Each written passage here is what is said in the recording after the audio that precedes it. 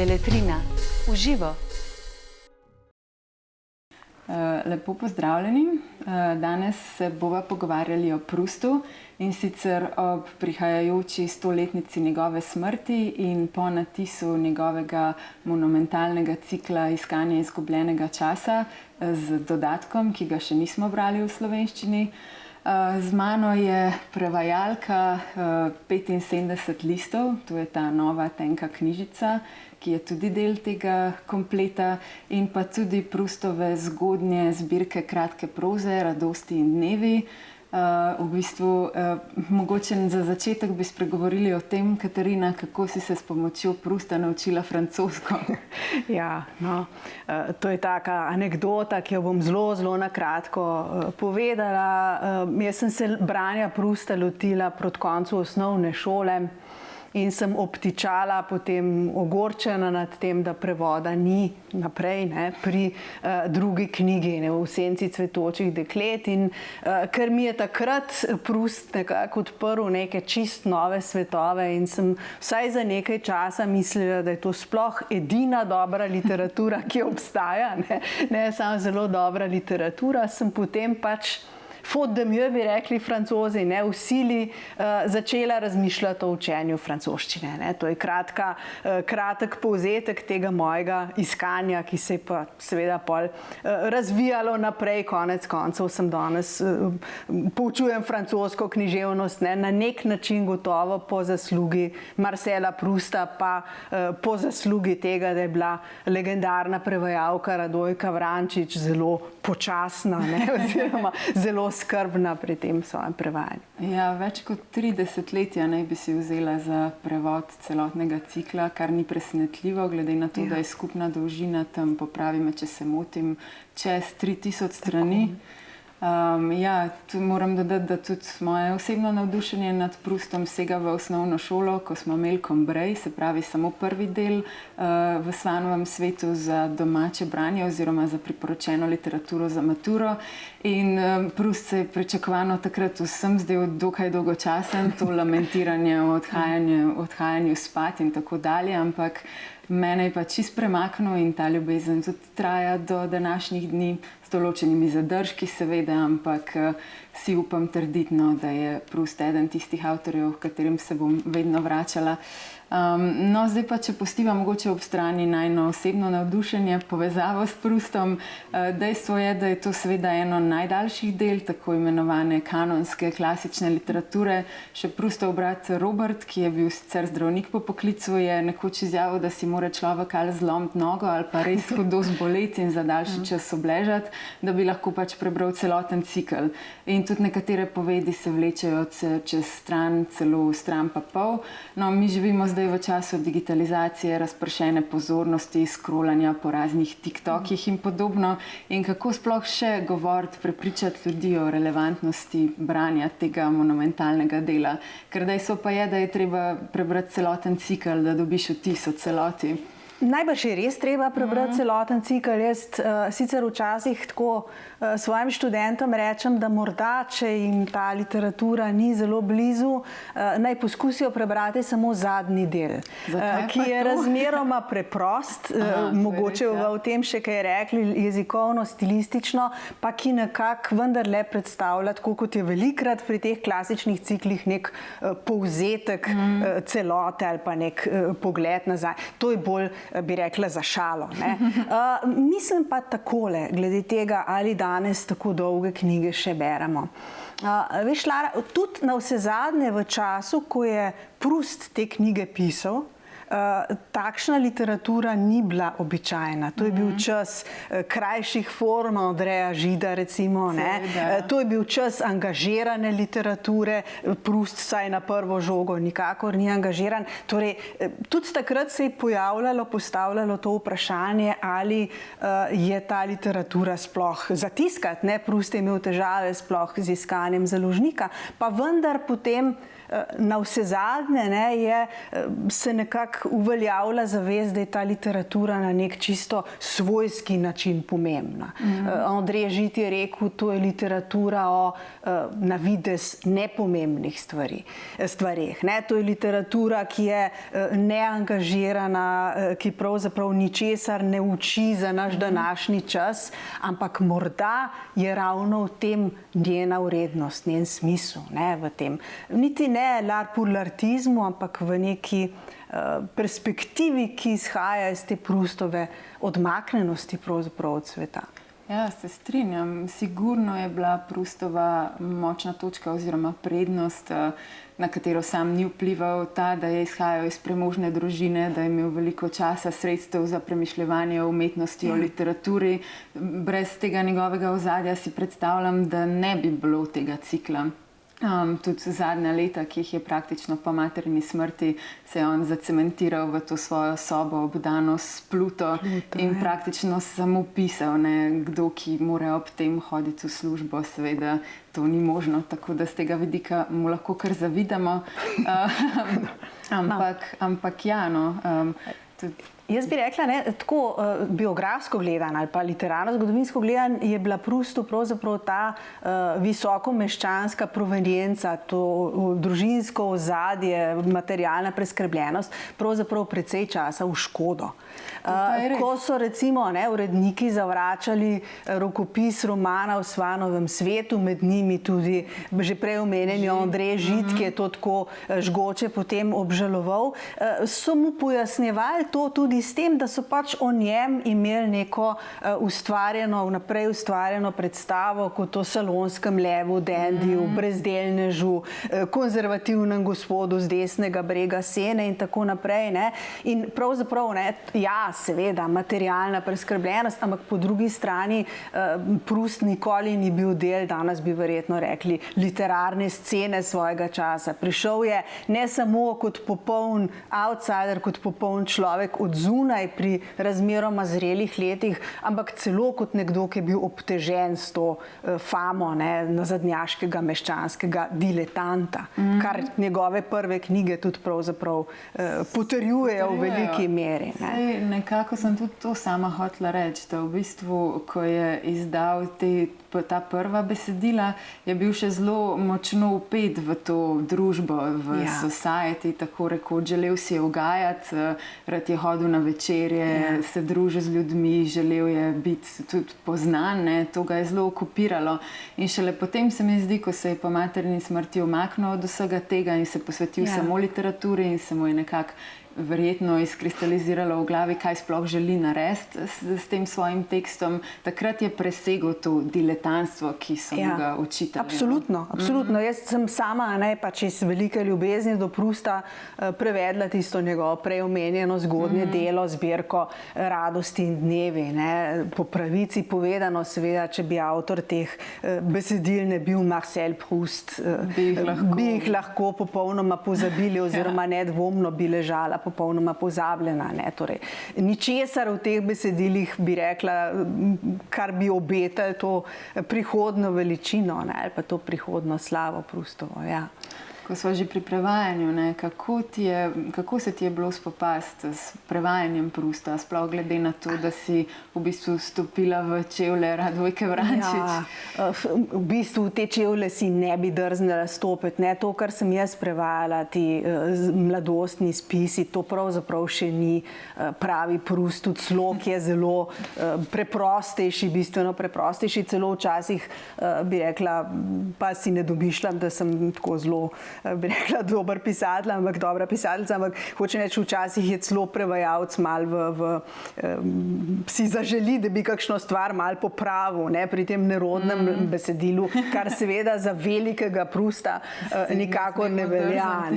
Torej, tukaj je ta problem. Kar sem pa zdaj prevajala za to novo knjižico z naslovom 75 listov, pa seveda je že veliki Proust, ampak gre pa za tekste, ki so pravzaprav zanimivi kot nek fragment, kot nek dokument, mogoče bova o tem še kaj rekli, ne, o nastajanju, o porajanju pravzaprav Proustove ideje, kaj bi pisal, o čem bi pisal. Zdaj prevesti to je bilo pa tudi na nek način lahko, kajti določene rešitve, kako prevajati Proustov slog, kako te dolge povedi, te dolge periode prevajati, je mislim, da Radojka Vrančič že tako zelo dodelala, uveljavila, so nam sedle v uho, da enostavno slediš njenemu zgledu, mislim. Jaz si tega na 8 romanih ne bi drznila, na tako kratkem besedilu pa ni bil to problem. Zdaj, ko si že omenila tematiko nekako, o čem Proust piše, ravno zaradi dolžine pa zaradi kompleksnosti je jedro tega cikla izjemno težko povzeti. Mislim, da je Monty Python imel nek skeč, kjer pač seveda izmišljeno tekmovanje, neko bizarno, kjer morajo tekmovalci povzeti cikl, se pravi vseh 7 delov v 15 minutah in seveda imajo s tem velike težave, komaj pač opišejo nekako centralno misel in začnejo opisovati prvi del, je že konec. Tako da, mogoče, da te malo izzovem, bi si ti upala, ni nujno v 15 sekundah. Monty, jaz sem celo en zelo luškan kartun, eno karikaturco imam nekje v računalniku spravljeno, škoda, da jo nimam pri sebi, mislim, da je podnapis spodaj Proust pač neka skodelca in spodaj piše Guy eats cake, Guy remembers. Torej, človek poje, nek možak poje torto ali pecivo in se spominja. In v resnici, dobro, v osnovi je to vsebina. Spomin je definitivno ena centralnih tem.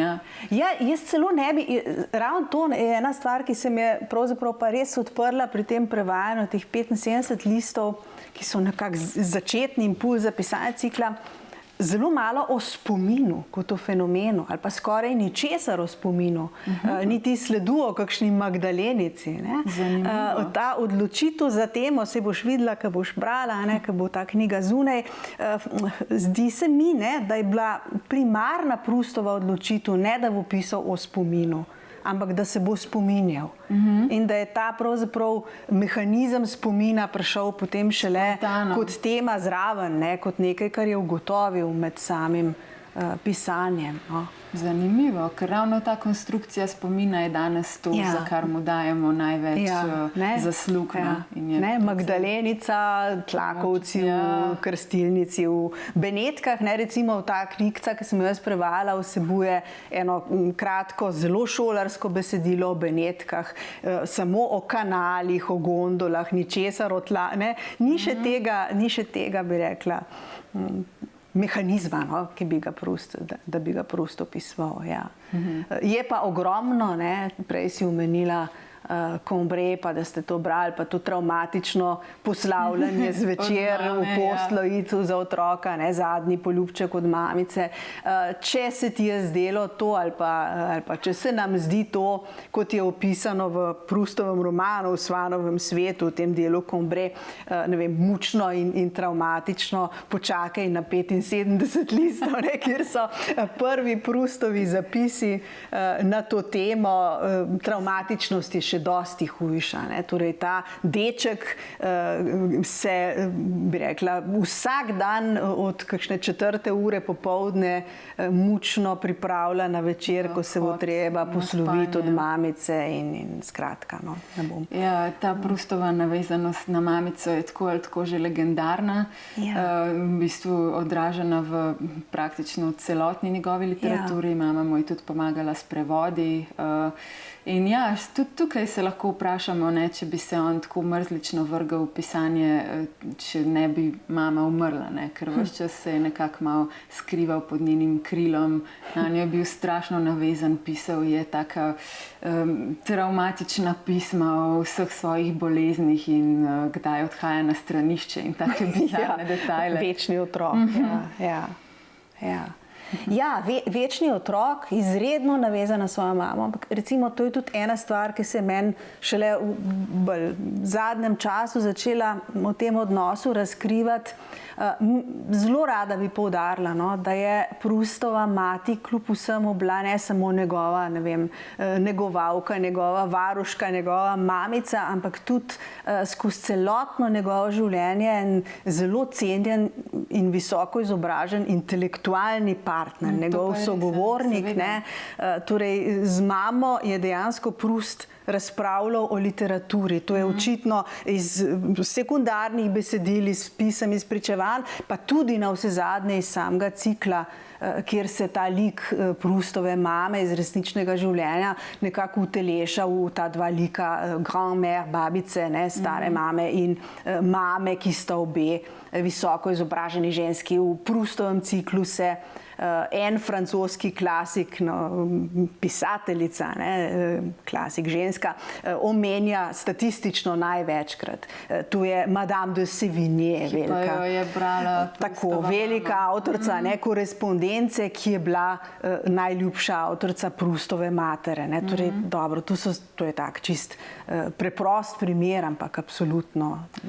Seveda, pa tudi to, ko sem omenila, da mu je pomagala pri prevodu, v bistvu je že skoraj nastavila vse za prevod, ni šlo toliko za pomoč, kot je šlo kar za enakovredno intelektualno. No, to je bil prevod Johna Ruskina, ki ga je Proust zelo občudoval in si ga je želel prevajati, ni pa znal kaj dosti angleško.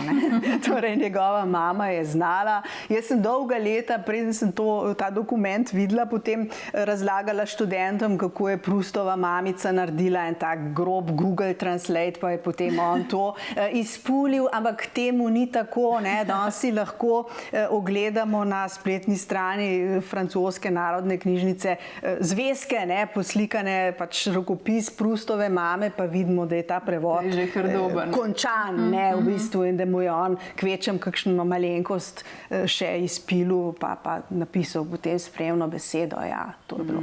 Ja, to nas naj bi verjetno malo preširoko zapeljalo, ampak to je povezan pa vendarle tudi s tem, kaj so v tistem času na intelektualnem področju ženske delale, imele navado delati. Tudi tako izobražena ženska, kot je bila Proustova mati, dobro, najbrž bi se za sina v vsakem primeru, ampak nekako se tudi po navadi, ki je v veljavi, umakne v ozadje.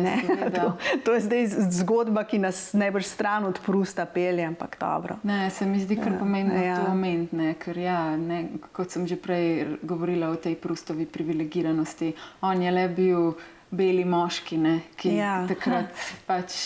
Čeprav s tem beli moški, on je bil moški judovskega rodu.